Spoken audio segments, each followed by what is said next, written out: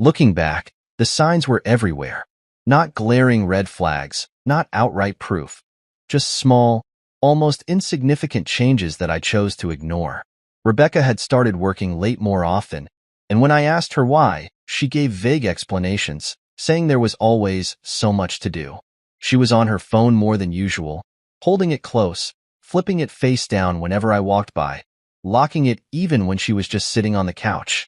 I convinced myself it was nothing. She was my wife. We had been married for 3 years, and when you love someone, you don't assume the worst. But deep down, I knew something wasn't right. I noticed how her perfume changed. Suddenly, she smelled like expensive, floral scents that I had never bought for her. I noticed how she started paying more attention to her looks, getting her hair done more often, dressing differently. I told myself it was just a phase. Then last night happened.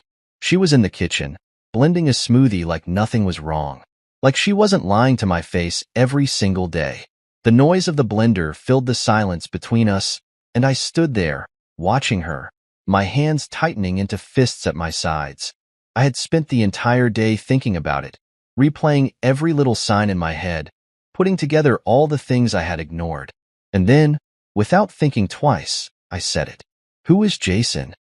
The blender was still running when I saw her body stiffen for a fraction of a second. It was quick, so quick that if I hadn't been watching, I might have missed it, but I saw it. Does Daniel know? Daniel, our mutual friend, the one who introduced us, the one who always acted like he respected our marriage. Rebecca let out a laugh, a real, genuine laugh. "Daniel," she said, shaking her head. "Oh, he's known for weeks." She took another sip of her drink and smirked again. "They all have. They just didn't want to hurt your feelings. They all knew." I pulled my phone out of my pocket, my fingers feeling strangely numb as I opened our group chat. "You all knew?" The response was instant. "Daniel, man, we love you. But maybe Rebecca just found someone who could give her more. Don't take it personally." "More." Isabel, another so-called friend, chimed in. "We didn't want you to get hurt, but this is probably a wake-up call for you." A wake-up call. My vision blurred at the edges. Not with tears, with rage. These were people I had spent holidays with, people I had celebrated birthdays with, people I had trusted, and they had all watched this happen, whispered about it behind my back, laughed at me while I lived a lie. Rebecca was still watching me, waiting. She wanted me to explode, to shout, to beg, to lose my temper so she could paint herself as the victim. But I wasn't going to give her that satisfaction. Something inside me snapped into place. Clarity. I turned around and walked into the bedroom. My heart was pounding. My hands were steady. I pulled my go bag from the closet, the one I kept packed for business trips. I grabbed my laptop, my car keys, and whatever else I could fit into my duffel bag. When I walked back into the kitchen, Rebecca was still standing there, still watching me, like she was waiting to see what I would do. I met her gaze, my voice completely calm. "Keep the house. I'm sure Jason can help with the mortgage." And with that, I walked out the door. I didn't drive far, just enough to get away. The first place I saw was a rundown roadside motel with a flickering neon sign and peeling paint. I pulled into the parking lot, turned off the engine, and just sat there. My hands were gripping the steering wheel so tight that my knuckles had gone white. The rage inside me hadn't faded. It was boiling, simmering beneath the surface, but for some reason, all I felt in that moment was relief. I reached for my phone again. 39 missed calls. 52 unread messages. I didn't check them. I didn't need to. I already knew what they said. Rebecca, trying to twist the story. Daniel, trying to justify his silence. Isabel, trying to act like she had done me a favor. I turned off my phone. Then I got out of the car, walked into the motel office, and checked into a room. I locked the door behind me, sat on the edge of the bed, and stared at the wall. 3 years. 3 years of my life wasted on a woman who didn't even have the decency to lie when caught. I let out a slow breath. Then, for the first time in a long time, I smiled. Because I wasn't broken. I wasn't beaten. I was free. For 2 days, I ignored my phone. I turned it off the second I walked out of that house, and I left it off. No texts, no calls, no explanations. I disappeared. I checked into a motel on the outskirts of town, a place with dim yellow lighting, a front desk clerk who barely looked up when I slid my ID across the counter, and rooms that smelled like old cigarette smoke and cheap air fresheners. It wasn't luxury, but it was exactly what I needed. A place where no one knew me, where no one would ask questions, where I could sit in the quiet and try to process the wreckage that used to be my life. At first, I thought I'd feel numb, or angry, or maybe even lost.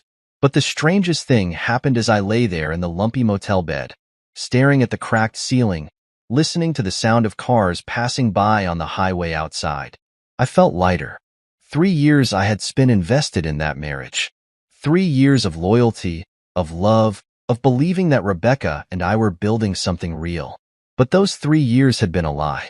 The moment she smirked at me in that kitchen, the moment she mocked me with her words, the moment she told me to my face that I wasn't enough, I knew that everything I had believed in had been shattered. So why did I feel free? Maybe because I had nothing left to lose. For the first time in 3 years, I owed nothing to anyone. Not to my cheating wife. Not to my so-called friends who had watched it all unfold without telling me. Not to anyone. I had been knocked to the ground, yes. Humiliated, betrayed, disrespected. But the moment I walked out that door, I had taken back the one thing Rebecca had tried to strip from me: control. I was no longer the fool she thought I was. I was the man who walked away. But the world hadn't forgotten me. When I finally turned my phone back on, it was like I had opened a dam and let a flood crash into me. 39 missed calls. 52 unread messages. But it wasn't what I expected. There were no apologies. No remorse. No guilt. Rebecca had rewritten the story. And she had rewritten it in a way that made me the villain. I clicked on one of the messages, a group chat notification from Daniel. Daniel, man, this is not the way to handle things. People are talking. People? What people? I scrolled through the notifications, and then I saw it. Rebecca had taken our private disaster and turned it into a public spectacle. A long, dramatic post on social media, complete with vague emotional wording and just enough carefully chosen details to make it clear that, according to her, I was the problem. Rebecca, some people just don't know how to appreciate a strong, independent woman. I gave everything to our marriage, but when someone refuses to grow, you have no choice but to move forward. I won't be shamed for choosing happiness. I hope one day he realizes that. The comments were flooded with support for her. You deserve better, Rebecca. It's his loss. Men always want to control women and keep them stuck in the past. Control? She cheated on me. I clenched my jaw so tight it ached. I scrolled further. My so-called friends? They were backing her. Isabel, Rebecca is one of the strongest women I know. She deserves to be happy. No woman should stay in a marriage where she isn't appreciated. Daniel, no hate, but maybe this was a wake-up call. People grow apart. No need to throw shade. No need to throw shade. I had been betrayed. Humiliated. My wife had thrown away our marriage for a man who saw her as a fling, and now she was painting herself as some kind of hero for doing it. I gritted my teeth, ready to fire off a response, ready to tell them exactly what had happened, ready to call Rebecca out in front of everyone. But then, another notification popped up. A message. Not from one of my fake friends. Not from Rebecca. From someone unexpected. Amira. She had worked with me for 2 years. We weren't close, but I had always respected her. She was sharp, professional, and not the type to get involved in office drama. Her message was short. Hey, you might want to check your work email. Something's going around. My stomach twisted. I opened my laptop, logged in, and there it was. A company-wide email from Human Resources. It wasn't specific, but the language was clear enough. We take concerns of workplace behavior seriously. If anyone needs to report an uncomfortable situation, our doors are open. No one should feel unsafe or manipulated in their professional space. It wasn't subtle. Rebecca was trying to ruin my career too. I leaned back in the motel chair, staring at the screen. She wasn't just content with cheating. She wasn't just satisfied with making me a joke among my friends. No, she wanted to erase me. She wanted to take everything. I took a slow breath, forcing myself to think. Rebecca was bold, but she wasn't strategic. She was impulsive. She was arrogant. She thought she could control the narrative, thought she could bury me under her lies and come out looking like the victim. But she had underestimated me. Before I could even start figuring out my next move, another notification popped up. A direct message on Instagram. I almost ignored it. But then I saw the name. We need to talk about my husband and your wife. Coffee tomorrow? It was signed, Mrs. Callahan, Jason's wife. I exhaled slowly, staring at the message. For the first time in 2 days, I felt something other than anger. I felt curious. Rebecca thought she had one. Thought she had burned everything to the ground and left me in the ashes. But she had forgotten something important. She wasn't the only one who knew how to fight. I picked up my phone and typed out a response. Where and when? The coffee shop was tucked away in a quiet corner of town, the kind of place where people came to work or read rather than socialize. I arrived 10 minutes early, my mind still racing from everything that had happened in the last 48 hours. I had barely slept. After seeing Rebecca's social media stunt and that thinly veiled company-wide email, I knew this wasn't just about a broken marriage anymore. She wanted to destroy me, not just as a husband, but as a man, as a professional, as someone who had built a life. And now, I was sitting in a dimly lit coffee shop, waiting to meet the wife of the man she had thrown it all away for. The door opened, and I recognized her immediately. Caroline Callahan. She carried herself with a kind of sharp elegance, dressed in a fitted navy blue blazer, her blonde hair pulled into a sleek ponytail. She wasn't the type to cry over betrayal. She was the type to plan revenge. She spotted me, gave a polite nod, and walked straight to my table. No hesitation. No small talk. I ordered for you, she said as she slid into the chair across from me. You look like you need it. I glanced at the black coffee she had placed in front of me and took a sip, barely tasting it. How long have you known?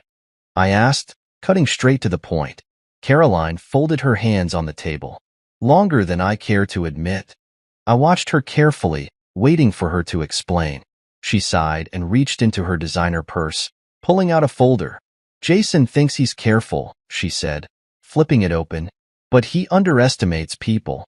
Inside the folder were printed emails, text message screenshots, bank statements, and, Jesus, hotel receipts. I felt my stomach turn.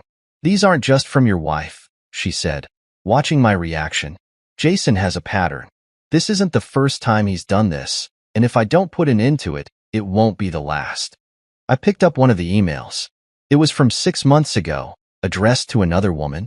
The wording was eerily similar to the messages I had seen on Rebecca's phone before I walked out. He's been doing this for years, I murmured, scanning the receipts. Hotels, dinners, flights to different cities under the pretense of business trips. Yes, Caroline said. And every time, he walks away unscathed. The women get blamed. They get painted as unstable, manipulative, desperate. Meanwhile, he moves on to the next one, using company money to fund his affairs, treating women like disposable entertainment. I exhaled slowly, my grip tightening around the pages. And now, he's using my wife, I said bitterly. Caroline's eyes darkened. She's not innocent in this. I looked up at her, and she met my gaze without flinching.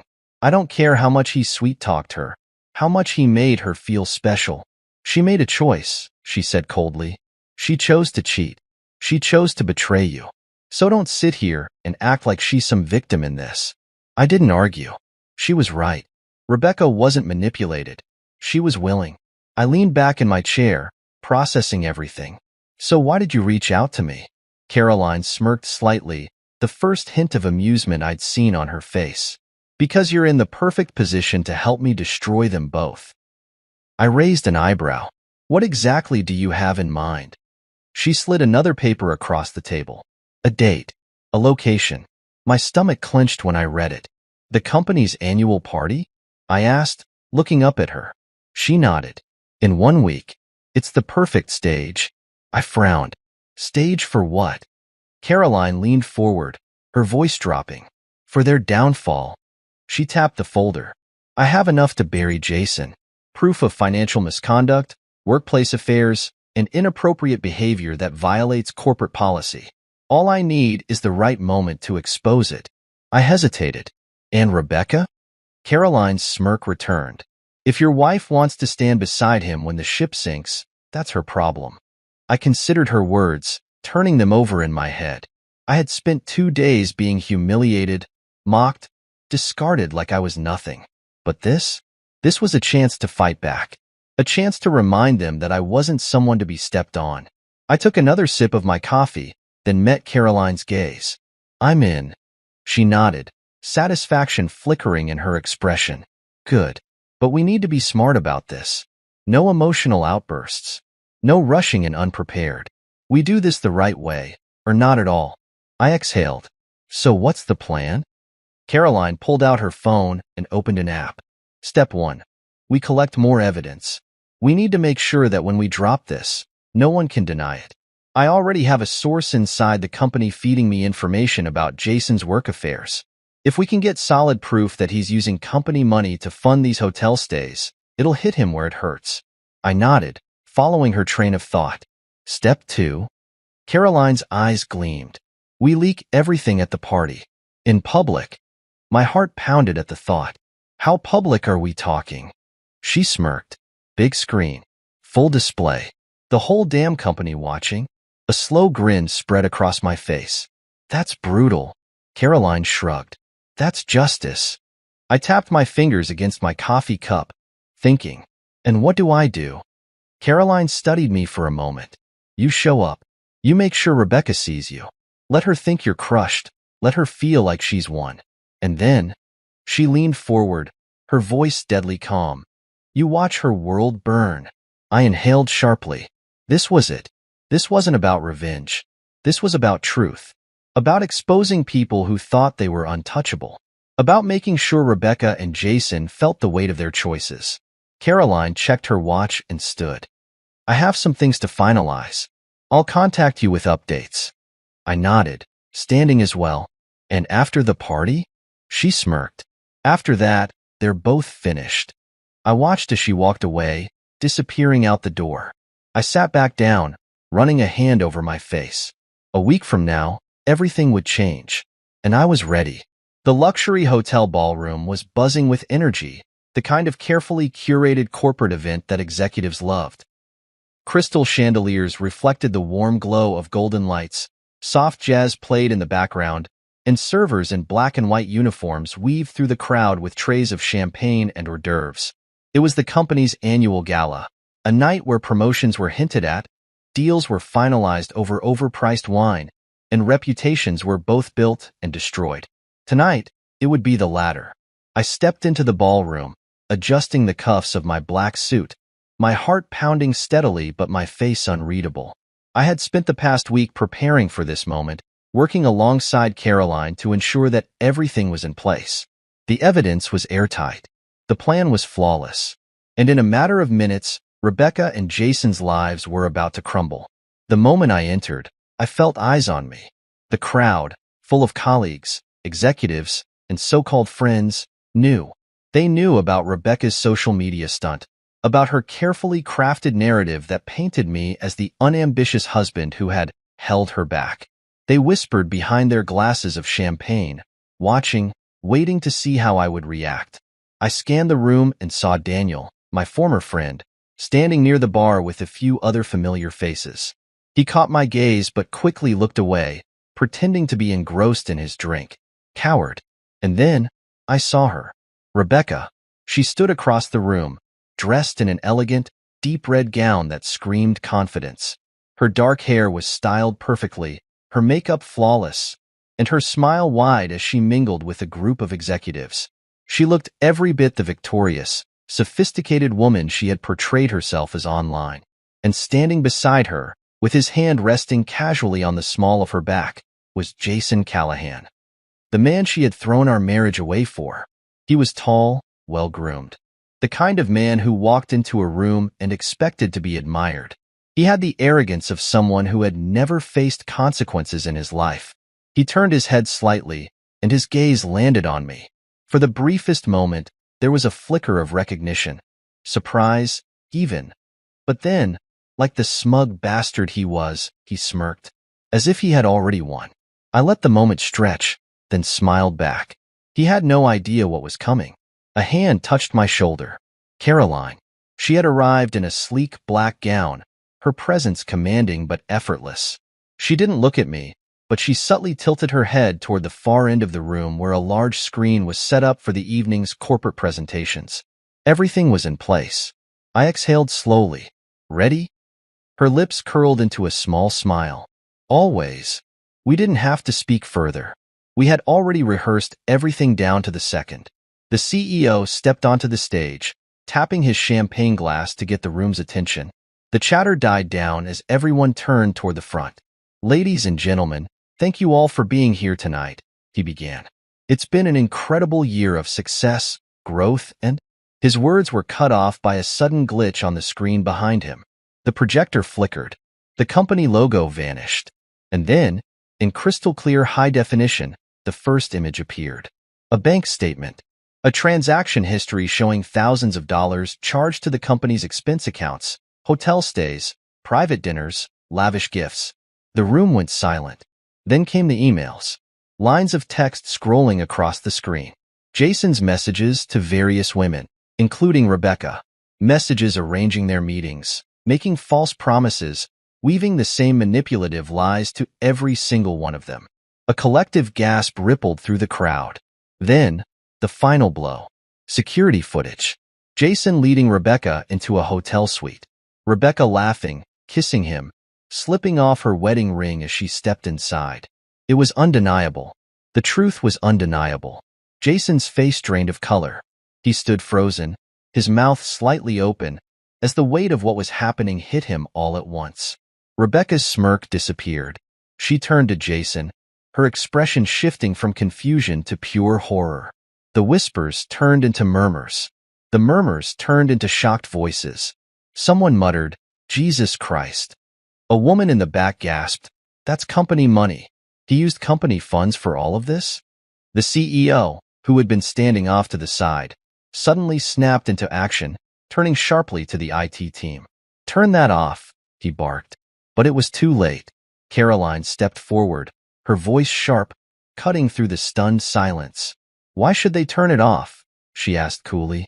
"It's just the truth, isn't it, Jason?" Every head in the room turned to her. Jason's lips parted, but no words came out. Rebecca looked between us, panic setting in. This is an invasion of privacy. It's proof," Caroline interrupted smoothly. "Proof that your boyfriend here has been using company funds to finance his little extracurricular activities. And trust me, HR is going to have a field day with this." Jason snapped out of his shock. "Caroline, you don't understand."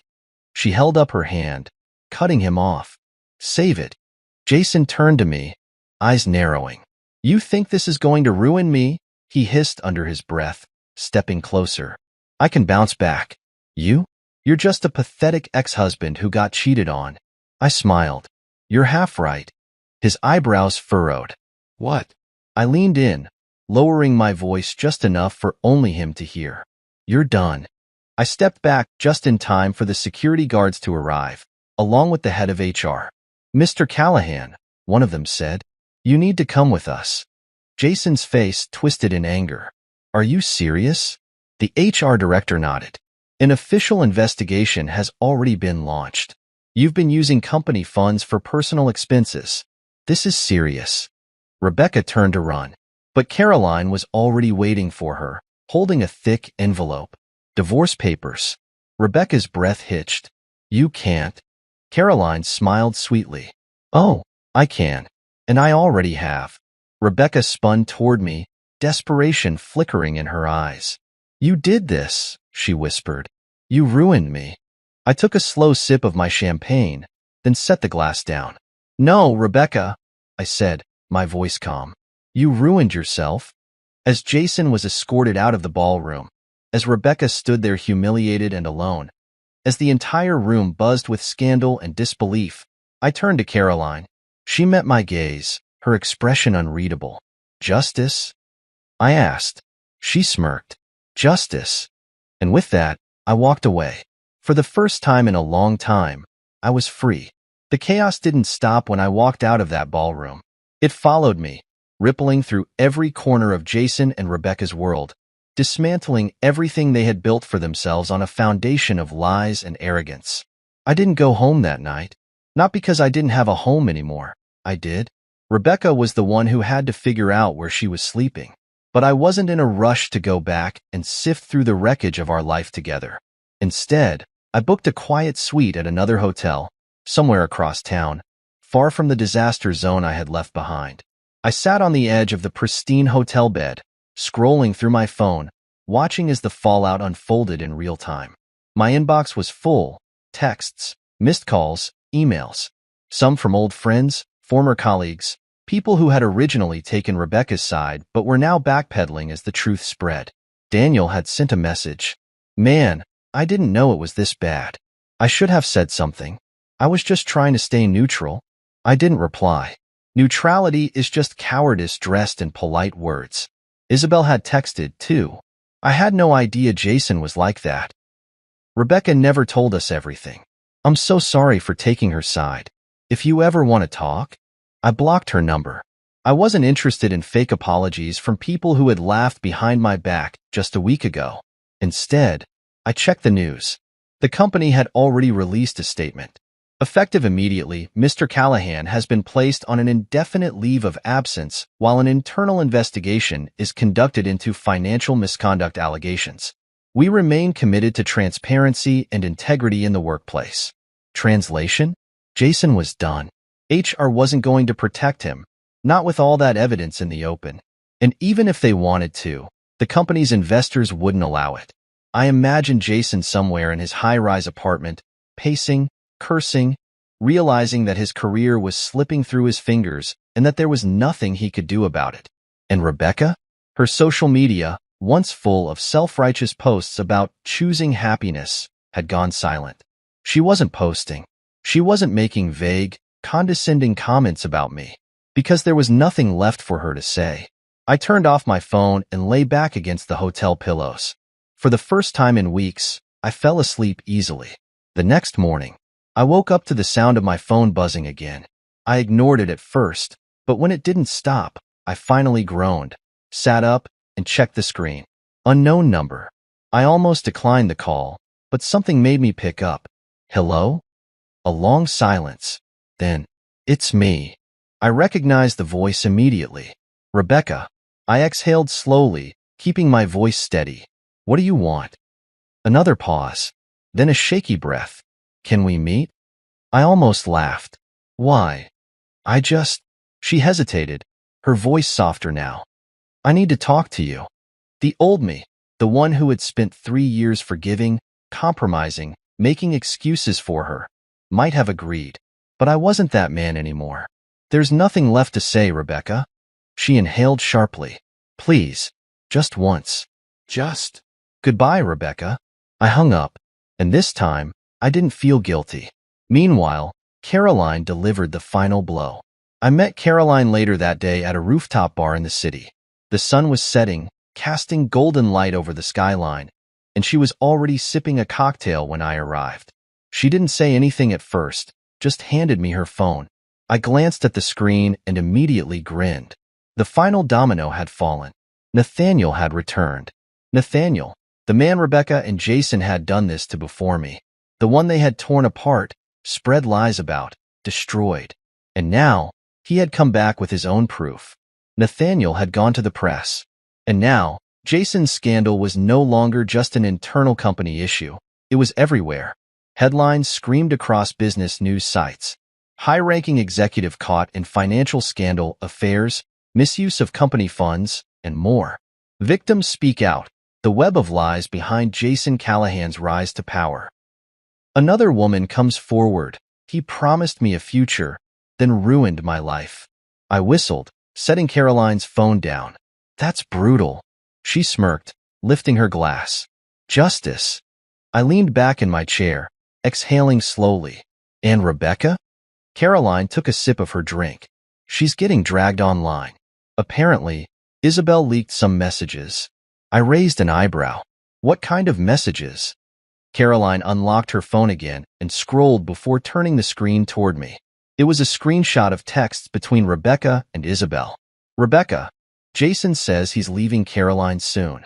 He told me I'm the only one he really wants. Isabel, I don't know. Are you sure? He said the same thing to Amira last year. Rebecca, Amira was desperate. I'm different. Jason loves me. The messages had gone viral. Rebecca had spent weeks convincing the world that she was a strong, independent woman who had left a bad marriage for a better life. Now, she looked like a fool. A woman who had destroyed her marriage, humiliated her husband, and thrown away everything. For a man who had played her just like he played everyone else. And the world was laughing at her. I closed my eyes for a moment, letting it sink in. The woman who had looked me in the eyes and said she needed a real man had been exposed as nothing more than another pawn in Jason's game. Caroline tilted her head at me. How do you feel? I exhaled. Satisfied. She smirked. Good. We clinked our glasses together. I didn't need to chase revenge anymore. Rebecca and Jason had already destroyed themselves. And I was finally free. For the next few days, I did something I hadn't done in a long time. I lived. I got up in the morning without the weight of betrayal pressing on my chest.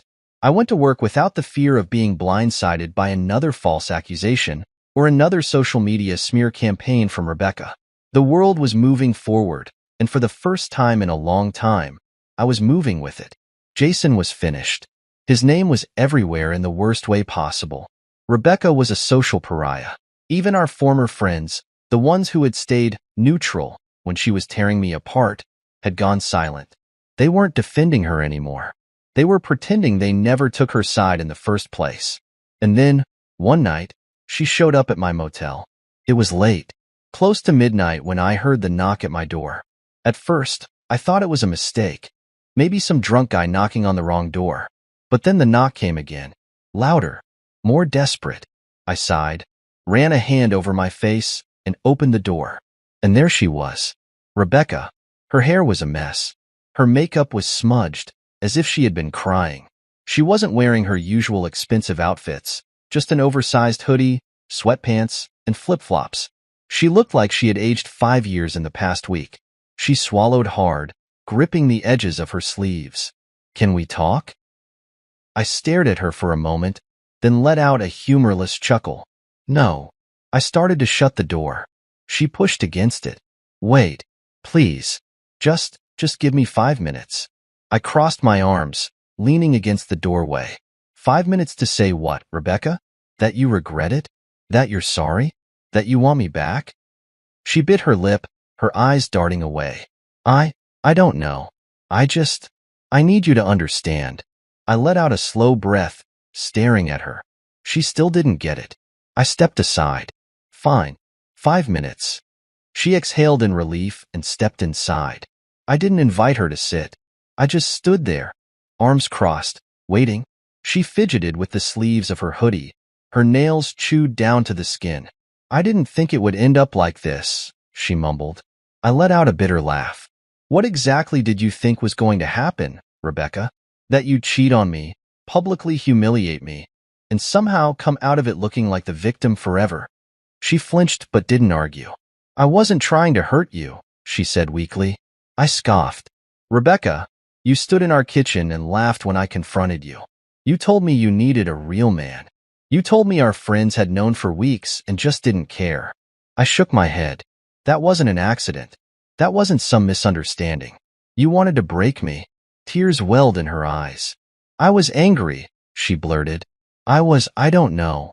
I got caught up in everything. Jason made me feel special, and I thought that you were different. I cut in. She stopped. I shook my head. That's what he does, Rebecca. He tells women exactly what they want to hear. Makes them feel chosen, like they're better than the ones before them. And you fell for it. A tear slipped down her cheek, but I felt nothing. I know that now, she whispered. I tilted my head. And what? You want me to feel sorry for you? She swallowed hard. No, I just want to fix this. I laughed. Fix what, exactly?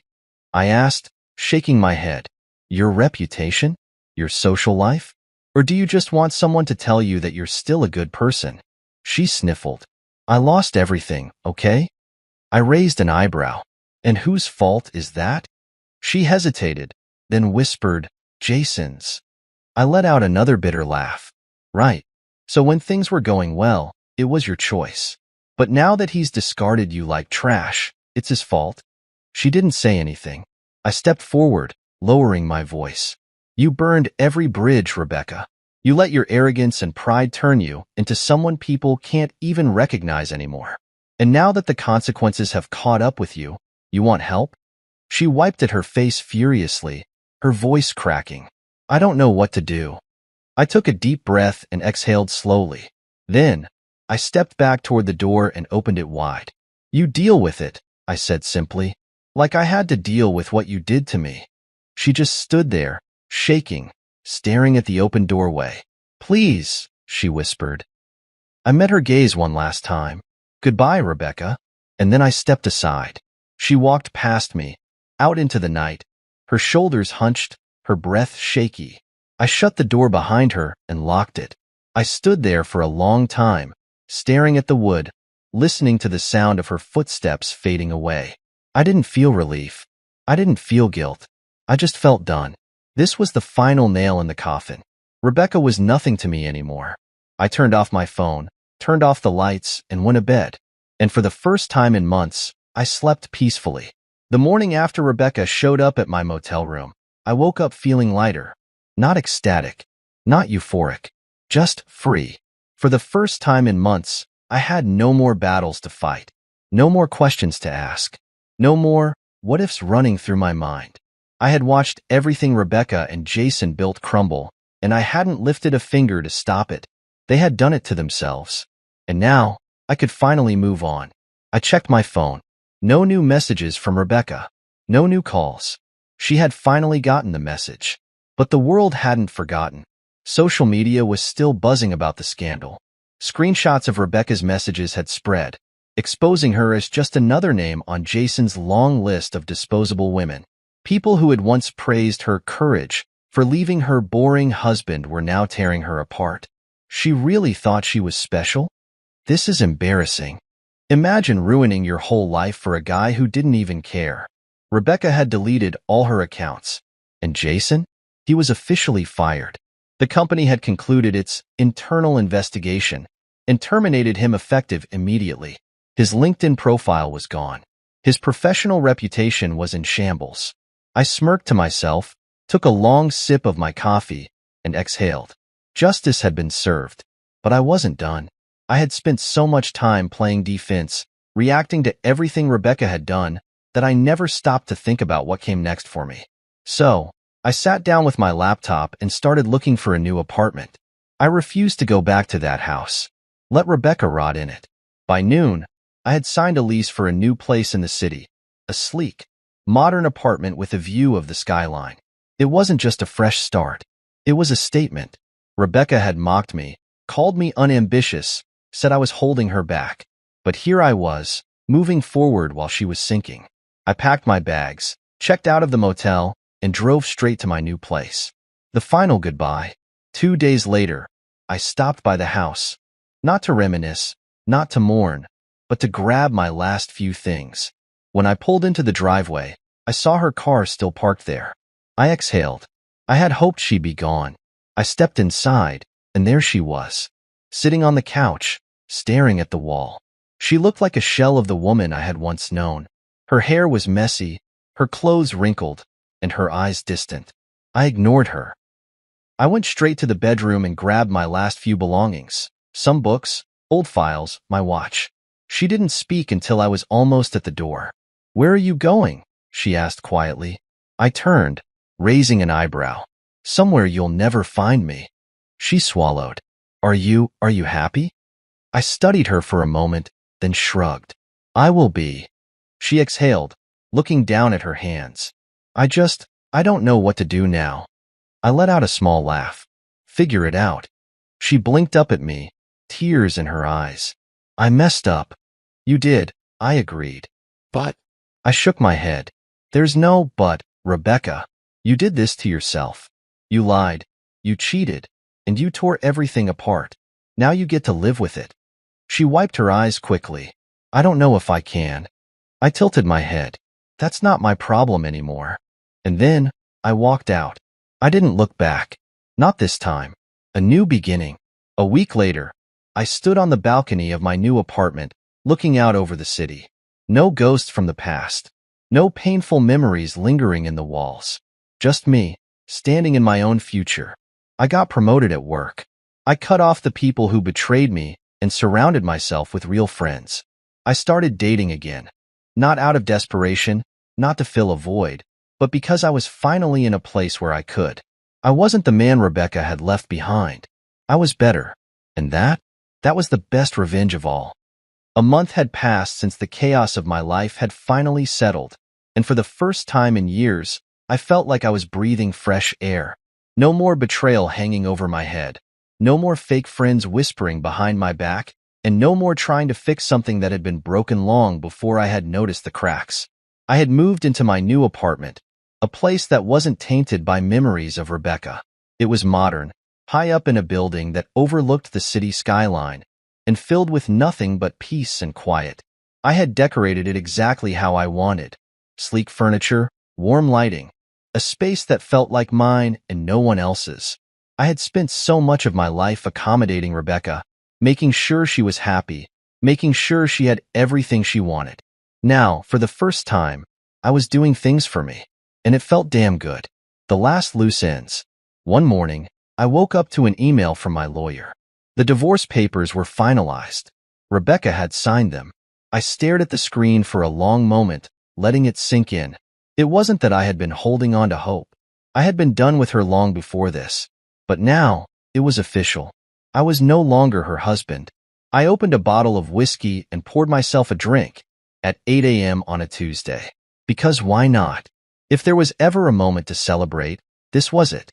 Rebecca had fought the divorce at first, not because she wanted me back, but because she was desperate.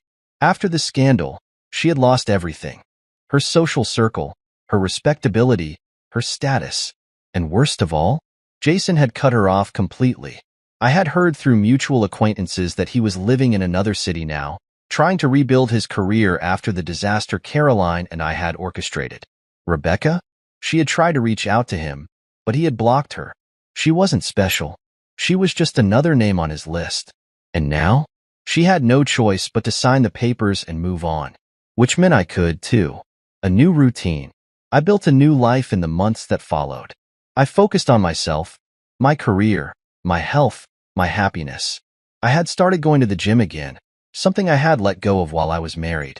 Not because Rebecca had discouraged it, but because I had always put our relationship first. Now, I had time. I reconnected with old friends, the ones who actually cared about me, the ones who had been there before Rebecca, before the drama, before everything fell apart. We laughed, we drank, we talked about the future instead of dwelling on the past. I even started dating again, not recklessly, not to fill a void, just to see what was out there. And what I found, the world was bigger than Rebecca. There were smart, funny, interesting women out there. Women who didn't look at me like I was an obligation. Women who actually wanted to know me, not just what I could provide. For the first time in years, I felt wanted in a way that wasn't conditional. And it reminded me of something important. Rebecca's biggest insult. The thing she had thrown in my face the night she admitted to cheating was that I wasn't a real man. But what was a real man? Someone who worked himself to the bone to provide for a woman who didn't respect him. Someone who forgave betrayal just to keep a broken marriage intact? Someone who let himself be walked over just to avoid confrontation? No, a real man knew his worth, and I had finally learned mine. The unexpected message. One evening, as I was sitting on my balcony, watching the sunset with a glass of whiskey in hand, my phone buzzed. A text from an unknown number. I frowned and opened it. "Hey, I don't know if you'll even see this, but I just wanted to say I'm sorry. For everything. I was awful to you, and I regret it. I hope you're happy now. R." I let out a slow breath. Rebecca. I stared at the message for a long time, feeling nothing. No anger. No satisfaction. Just emptiness. She wanted forgiveness. She wanted absolution for what she had done, but I didn't owe her anything. I didn't need to hate her anymore, but I also didn't need to reply. I deleted the message because I had nothing left to say. The best revenge. The best revenge isn't ruining someone's life. It isn't public humiliation. The best revenge is moving on, being happy, succeeding, living a life that your enemies can't touch, can't ruin, can't infect with their toxicity. Rebecca and Jason had both destroyed themselves. And I had built something better. I had my own place, a promotion at work, a real support system. I was traveling again, making new memories, meeting new people, living the life I had put on hold for a marriage that was never worth it in the first place. And most of all, I was finally free.